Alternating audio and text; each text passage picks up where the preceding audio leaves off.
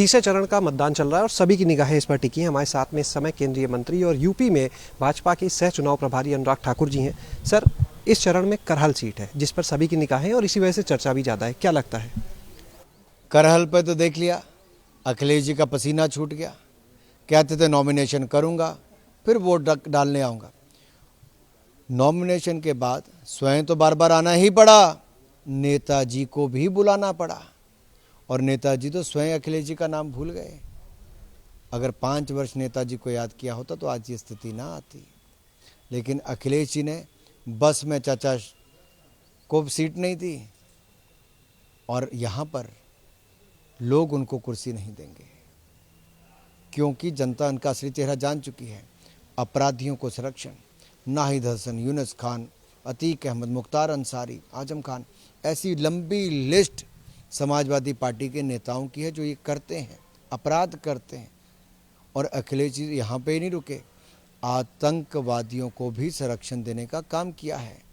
अहमदाबाद बम धमाकों के जो मास्टरमाइंड है, जिनको फांसी की सज़ा हुई, उनके पिता को अखिलेश यादव जी ने मुख्यमंत्री रहते अपने सीएम हाउस में बुलाया। क्या बिरयानी खाने बुलाया था?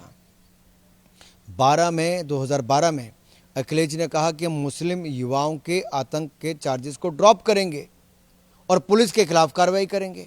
और 2013 में मुख्यमंत्री बनने के बाद उन्होंने करने का प्रयास किया, लेकिन न्यायालय ने कहा कि आज अगर इनको छोड़ दोगे आतंकियों को तो कल क्या पद्म भूषण दोगे?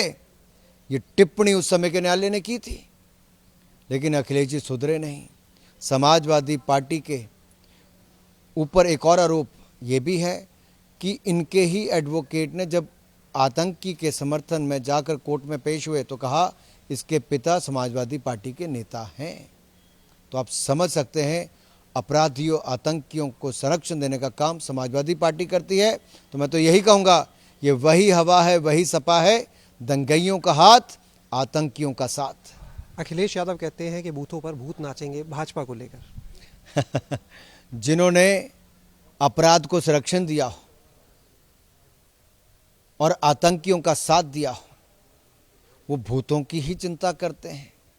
क्योंकि आज इनकी हालत ये है कि पसीने इनके किसी डिबेट पर छूट आते हैं। करहल से चुनाव लड़ते समय और पसीने निकल आए हैं। अभी 7वां चरण होने दीजिए, भाजपा 300 पार करके दिखाएगी और ये 100 का आंकड़ा भी नहीं पहुंच पाएगी। आखिरी सवाल लेंगे सर, शुरू के 2 चरण में अखिलेश कहते हैं शतक लग चुका है, अगले 2 चरण में 200 सीटें हमारी पार हो जाएगी। आप 2 चरण तो छोड़िए, अखिलेश जी 7 चरणों में भी शतक लगा लें तो बड़ी बात हो जाएगी। जनता का इनसे मोह भंग हो चुका है और मैं इसलिए कहता हूं, उत्तर प्रदेश की जनता कभी आतंकियों के समर्थक को, अपराधियों को संरक्षण देने वाले को और भ्रष्टाचार के एक ऐसे प्रतीक को कभी वापस आने नहीं देगी। उत्तर प्रदेश की जनता फिर एक बार मोदी जी, योगी जी के डबल इंजन की सरकार को लाएगी। बहुत बहुत शुक्रिया बात करने के लिए। तो ये थे हमारे साथ अनुराग ठाकुर, जो काफ़ी कॉन्फिडेंट है अपनी जीत को लेकर। और हमने देखा कि किस तरह से जो चुनावी लड़ाई जिन्ना और गन्ना से शुरू हुई थी वो अब आतंकवाद तक पहुंच चुकी है। साफ तौर पर कहना अनुराग ठाकुर का कि 2 चरण तो छोड़िए, 7 चरण में भी समाजवादी पार्टी सीटों का शतक नहीं लगा पाएगी। कैमरा सहयोगी वीरेंद्र के साथ शैलेश अरोरा, एबीपी गंगा, लखनऊ।